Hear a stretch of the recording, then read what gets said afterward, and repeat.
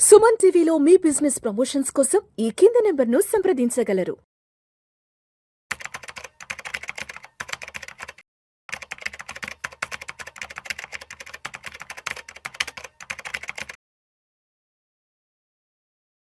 అనిల్ గారు నమస్తే సార్. నమస్తే అండి. అనిల్ గారు, ఈ వీడియోలో కాస్త డీటెయిల్గా పోర్ట్ఫోలియోకి సంబంధించిన వివరాల గురించి, విశేషాల గురించి మాట్లాడుకుందాం. టాపిక్ ఏంటంటే the first principle of managing your portfolio. So ఏం చెప్తారు? Wonderful actually question. మీరు చూస్తే some of the famous investors చెప్పిన మాట, మీ పోర్ట్ఫోలియో మేనేజ్ చేయడానికి ఫస్ట్ థింగ్ ఒకటి ఎప్పుడు ఉంచుకోవాల్సిన ప్రిన్సిపల్ ఏంటంటే protect your capital before you try to grow it. అది ఫస్ట్ ప్రిన్సిపల్. సెకండ్ ప్రిన్సిపల్ కూడా ఒకటి ఉంది, don't forget first principle. Never forget or don't forget the first principle. Yes. So అంటే ఈ జనరల్గా ఏంటంటే మన క్యాపిటల్ని మొత్తం డిస్ట్రాయ్ చేయకూడదు before we start growing it అనేది ఫస్ట్ క్వశ్చన్. ఇదే ఫస్ట్ ప్రిన్సిపల్. దీన్ని ఇంకో రకంగా మనం మా వాడుక భాషలో చెప్పేది ఏంటంటే risk management. So risk management అనేది first principle of any portfolio. ఎంత అమౌంట్ అయినా సరే, మీరు ₹1,00,000 కానివ్వండి, 20 లక్షలు కానివ్వండి, ₹1,00,00,000 కానివ్వండి, 5 crores పోర్ట్ఫోలియో ఉన్నా సరే, మనకు కావాల్సింది ఏంటంటే we need that risk management. Risk management అంటే కూడా ఏంటంటే ఇక్కడ కూడా చూడాల్సింది how much can you afford to loose. అంటే ఎంత పర్సంటేజ్ వరకు నువ్వు రిస్క్ తీసుకోగలుగుతావు అనేది వెరీ వెరీ ఇంపార్టెంట్ అనమాట. సో ఇది మర్చిపోకుండా, ఇది ఎప్పుడు కూడా గుర్తుంచుకోవాల్సిన విషయం, రాసి పెట్టుకోవాల్సిన విషయం. నాకు 10% is my risk taking capability అంటే, సో నేను 10% లాస్ వరకు కూడా I can afford to loose. Beyond that నాకు కష్టం అవుతుంది, పెట్టిన డబ్బులు నాకు చాలా ఇంపార్టెంట్ అనేది ఫస్ట్ ప్రిన్సిపల్ అనమాట. సో ఇది ఉంది అంటే ఈ రిస్క్ మేనేజ్మెంట్ క్లారిటీ ఉంది అంటే మాత్రం నువ్వు ట్రేడింగ్లో కానీ ఇన్వెస్ట్మెంట్లో కానీ ఎప్పుడు సక్సెస్ అవ్వడానికి ఫస్ట్ సైకిల్, అంటే నీకు ఫస్ట్ స్టెప్ అనమాట. సో ఇది ఏంటంటే ఈ హెల్ప్ ఎప్పుడు జరుగుతుంది అంటే ఓన్లీ టఫ్ మార్కెట్లోనే కాదు, గ్రోత్ మార్కెట్లో ఎనీహౌ ఇబ్బంది ఉండదు. మంచి మార్కెట్ బూమ్లో ఉన్నప్పుడు నీ రిస్క్ మేనేజ్మెంట్స్ అన్నీ కూడా అవసరమే ఉండదు, because you keep on getting good returns. మీ పోర్ట్ఫోలియోలో 4-5 స్టాక్స్ బాగా పర్ఫామ్ చేస్తాయి, you keep on doing it. But tough మార్కెట్లో ఏంటంటే ఇట్స్ వెరీ ఇంపార్టెంట్ అనమాట. దెన్ కమింగ్ టు ఈ రిస్క్ మేనేజ్మెంట్ అంటే ఏంటి ఫస్ట్ తెలుసుకుందాం. సో ఇక్కడ ఏంటంటే how much returns I make అనేది ఇంపార్టెంట్ కాదు, అది second question. First question is how much I can afford to lose without affecting my plan ఏదైతే ఉందో ఆ ప్లాన్ని నేను మార్చుకోకూడదు. మాటికి మార్చేదాన్ని ప్లాన్ అనం మనం. Plan should include if this much is my return, what happens? If this much is my loss, what happens? Plan is that only. మాటికి మార్చేదాన్ని plan అన్నారు అనమాట. దాన్ని గుడ్డికి అంటే గుడ్డిలో అంటే ఏమంటారు, దీపం కూడా కాదు, డార్క్లో రాళ్ళు వేసినట్టు అనమాట. అంతే. సో అలా కాకుండా, సో ఇంపార్టెంట్ ఇక్కడ ఏంటంటే నీ గోల్ ఏంటి, అది ఎప్పటికీ క్లారిటీ ఉండాలి. ఏది వన్స్ ఈ రిస్క్ మేనేజ్మెంట్ తెలిసాక నీ టైం హొరైజన్ ఫస్ట్ తెలుసుకోవాలి. నీ పోర్ట్ఫోలియోకి ఎన్ని సంవత్సరాలు ఇన్వెస్ట్ చేద్దాం అనుకున్నావు, ఈ పర్పస్ ఏంటి, గోల్ ఏంటి, టైం హొరైజన్ ఏంటి. థర్డ్, నేను చెప్పినట్టు రిస్క్ టాలరెన్స్ ఎంత, అది వెరీ ఇంపార్టెంట్.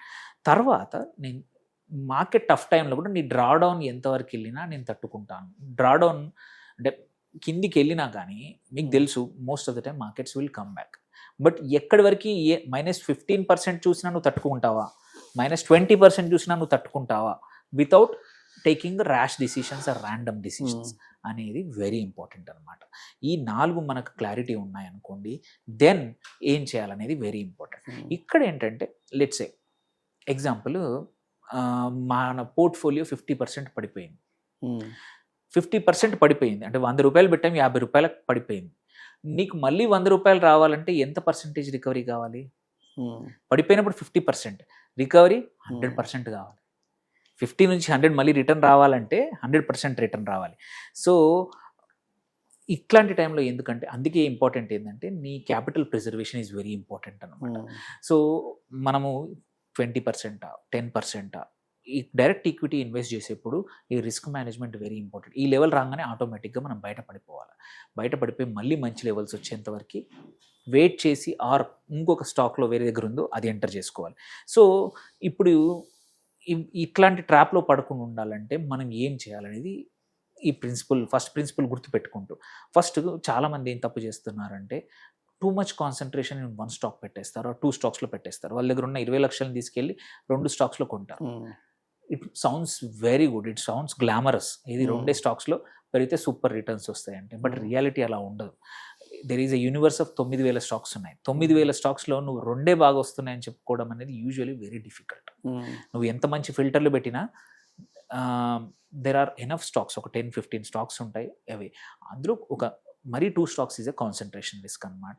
ఒక 3-4 వాటిల్లో డైవర్సిఫై చేసుకున్నారు, 5 వాటిల్లో డైవర్సిఫై చేసుకుంటే ఏంటంటే అది కూడా different sectors, different market caps చేసుకుంటే ఏంటంటే ప్రాబబిలిటీ అందులో 1-2 చాలు మనకు మంచి రిటర్న్స్ ఇవ్వడానికి. సో కాన్సన్ట్రేషన్ చేసి ఏమవుతుంది, అది ఒకటి పడిపోగానే నీ రిస్క్ హిట్ అయిపోతుంది, నీ రిస్క్ టాలరెన్స్, నువ్వు భయపడి మార్కెట్లో నుంచి బయటపడిపోతావు. సో నీకు ఇంకా పర్ఫామ్ చేయగలిగే స్టాక్స్ ఉన్న వాటిలోంచి కూడా నువ్వు ఎగ్జిట్ అయిపోతావు, బికాస్ 1-2 టూ మచ్ కాన్సన్ట్రేట్ చేయడం. సెకండ్ ఏంటంటే నేను చెప్పినట్టు ఫ్రీక్వెంట్గా చేంజెస్ చేస్తూ ఉంటారు స్ట్రాటజీ. నేను చెప్పింది వింటారు, ఇంకొక వీడియోలో ఇంకొకరు చెప్పింది వింటూ ఉంటారు. సో టూ మచ్ ఫాస్ట్ మాటిమాటికి చేయడం కూడా చాలా తప్పు. ఇది వన్ ఆఫ్ ద సెకండ్ అంటే ఎక్కువ కామన్గా అందరూ చేసే తప్పు అనమాట. ఎవరు చెప్తే వాళ్ళు వినడము. ఇప్పుడు మార్కెట్ పడిపోయింది కదా, 22 లెవెల్ దగ్గర ఇలా చేస్తాను. సో లాంగ్ టర్మ్ ప్లాన్ అంటూ ఉండదు నీ పోర్ట్ఫోలియోకి. అట్లాగే టూ మచ్ ఈక్విటీ రిస్క్ కూడా. మొత్తం ఉన్న డబ్బులన్నీ తీసుకెళ్ళి 50 లక్షలు ఉంటే ఒక ప్రాపర్టీ వస్తే తీసుకెళ్ళి 50 లక్షలు ఈక్విటీలో పెట్టేసేస్తారు. అన్నింటికన్నీ ఎక్స్పోజర్ హై రిస్క్ పెట్టేస్తారు. అలా కాదు, ఎంత ఉన్నా సరే you should always see portfolio from the bird's eye view అంటాం. బర్డ్స్ ఐ వ్యూ చూసినప్పుడు ఏంటంటే ఇంత పర్సెంటేజ్ ఈక్విటీకి, ఇంత పర్సెంటేజ్ డెట్కి పెట్టమనడం అనేది ఇట్ ఈస్ నాట్ ఏదో సైంటిఫిక్ ప్రిన్సిపులే కాదు. ఈవెన్ ఫైనాన్షియల్గా కూడా చూసుకుంటే ఇట్ మేక్ సెన్స్. ఇప్పుడు ఇట్లాంటి టైం, ఎగ్జాంపుల్ 25,500 నుంచి ఇప్పుడు 22,000 దగ్గరకు వచ్చేసింది మార్కెట్. ఇలాంటి టైంలో నీ పోర్ట్ఫోలియో అంత పడిపోతే ఎంత గట్టిగా ఉన్న ఇన్వెస్ట్ కూడా భయపడతాం. అదే నీ పోర్ట్ఫోలియోలో 50% ఈక్విటీస్, 50% డెట్ ఉంటే అంత ఎక్కువగా పడిపోయేది కాదు. On the whole portfolio fall will be 20% కాకుండా 8-10% అవుతుంది, తట్టుకోగలుగుతావు. And most of the time ఏమవుతుందంటే రిస్క్ మేనేజ్మెంట్ ముందే డిసైడ్ కాకపోతే నువ్వు వైలెంట్గా బిహేవ్ చేస్తావు మార్కెట్ చేంజెస్కి. ఒకరోజు 3% పడగానే ఆర్ 4% మార్కెట్లో పడిపోగానే అమ్మో ఇంత పోర్ట్ఫోలియో నాది 10% పడిందని ఎగ్జిట్ అయిపోతూ ఉంటావు.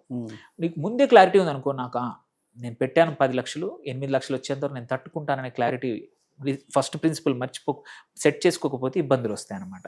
సో అందుకోసమే పోర్ట్ఫోలియో చేసేప్పుడు ఈ ప్రిన్సిపల్ గుర్తుపెట్టుకుంటూనే కొన్ని చేయాల్సినవి ఏంటంటే, ఫస్ట్ థింగ్ ఆబ్జెక్టివ్ డిసైడ్ చేసుకోవాలి.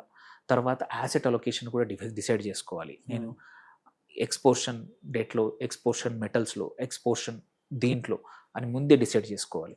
అండ్ ఫ్రీక్వెంట్లీ చేంజెస్ చేయకుండా ఈ యాసెట్ అలొకేషన్ అవసరానికి తగ్గట్టు మార్చుకోవాలి తప్ప ఫ్రీక్వెంట్ చేంజెస్ చేయకూడదు. రీబ్యాలెన్స్ చేసుకుంటూ ఉండాలి.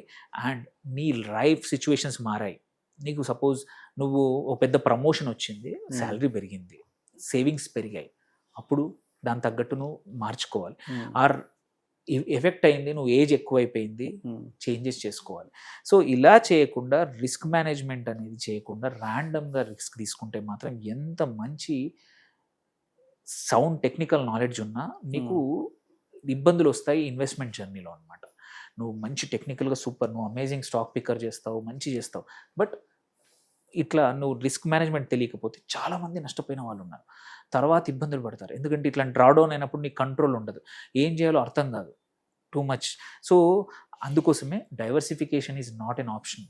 అందరూ అనుకుంటారు డైవర్సిఫికేషన్ చెప్తా ఉంటే నవ్వుతారు, డైవర్సిఫికేషన్ చేస్తే నీకు రిటర్న్స్ ఎక్కడ వస్తాయని నవ్వుతారు. బట్ ఇట్లాంటి టైంలో వాళ్ళే ఫస్ట్ ఇబ్బందులు పడతారు. It's not an option at all. Even మీరు ఎవరైనా వచ్చి నా పోర్ట్ఫోలియో చూసినా 100% ఈక్విటీ ఉండదు. పక్కా కొంచెం డెట్ పోర్షన్ పెడతాను, పక్కా కొంచెం గోల్డ్లో పెడతాను. ఎందుకంటే ఎటువంటి టైంలో ఏ అవసరాలు వస్తాయో తెలియదు. And portfolio stability is your mental stability. ఇప్పుడు చాలా మటుకు మీరు చూస్తే వన్ ఇంపార్టెంట్ కాన్సెప్ట్ చూసుకుంటే మనుషుల ప్రవర్తన, మనుషుల యొక్క మొహంలోనే కనబడుతుంది. నీ పోర్ట్ఫోలియో, నీ ఇన్వెస్ట్మెంట్స్, నీకు ఇబ్బందులు, ఆర్థిక ఇబ్బందులు అంటే నీ మొహంలో కూడా కనబడుతుంది. It will affect many more things. So అందుకే risk management is one of the important first principle for any investor. చిన్న పెద్ద ఏమీ లేదు. ఎందుకంటే ఎగ్జాంపుల్ తీసుకుంటే నిన్న ఒక్కరోజే ఒక 10 కాల్స్ వచ్చి ఉంటాయి. మార్కెట్ నిన్న కూడా పడిపోయింది 22,000 దగ్గరికి వచ్చాక. సో అందరికీ అదే గుర్తు చేశాను, మీరు ఏం ఆలోచించారు, ఎందుకు ఆలోచించారు, మీ టైం హొరైజన్ ఏంటి, ఎంతవరకు మీకు రిస్క్ కేపబిలిటీ ఉంది, ఈ డబ్బులు మీరు ఎందుకు ఉన్నాయని నా దగ్గర థ్యాంక్ఫుల్లీ డేటా ఉంది కాబట్టి నేను వాళ్ళతో మాట్లాడగలిగాను, కన్విన్స్ చేయగలిగాను. సో దట్స్ వేర్ మనకు అవగాహన లేకుంటే మాత్రం ఇబ్బందులకు గురవుతాము. ఈ ఫస్ట్ ప్రిన్సిపల్ అస్సలు మర్చిపోకూడదు. హ్యావ్ యువర్ రిస్క్ మేనేజ్మెంట్ రెడీగా రాసి పక్కన పెట్టుకోండి. ఏమైనా మీకు డౌట్ వచ్చినప్పుడు అది చదవండి. చదివితే ఓకే మీకే ఆన్సర్స్ దొరుకుతాయి. ఇన్స్టెడ్ ఆఫ్ సంబడి ఎల్స్ ఇంకొకరిని అక్యూజ్ చేయాల్సిన అవసరం లేదు. ఆర్ భయపడి పోర్ట్ఫోలియో ఎగ్జిట్ అవ్వడం, లాస్ బుక్ చేసుకోవడం చేయాల్సిన అవసరం లేకుండా మనంతలో మనం రీబ్యాలెన్స్ చేసుకోవచ్చు. యాక్షన్స్ తీసుకొని ఎవరైనా హెల్ప్ తీసుకొని మన పోర్ట్ఫోలియోని సెట్ చేసుకొని ఇబ్బందులు లేకుండా మన జర్నీ అనేది సాఫీగా సాగుతుంది అనమాట. Right sir. Thank you so much Anil garu. Thank you.